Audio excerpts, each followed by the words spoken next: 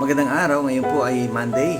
Ito po ang ating prayer and exhortation. Tayo po ay manalangin, o aming Ama, ang kapayapaan nyo ang maghari sa bawat pamilyang Pilipino at dumating ang kaligtasan sa kanilang buhay na tanggapin nila si Jesus na maging kanilang Panginoon at tagapagligtas sa pangalan ni Jesus. Amen.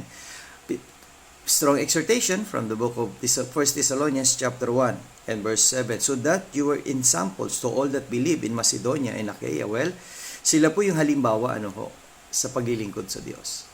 Sa paglilingkod sa Diyos ay talaga very challenging. Pero alam niyo, ang kaligayahan nasa paglilingkod sa Panginoon.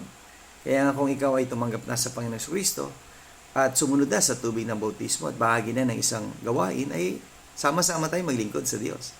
Upang sama-sama tayo maging maligaya at may kapayapaan sa buhay na ito. At kung hindi mo pa tinatanggap si Yesu Kristo, tanggapin mo na siya hanggat may panahon pa. See you again tomorrow sa ating prayer and exhortation.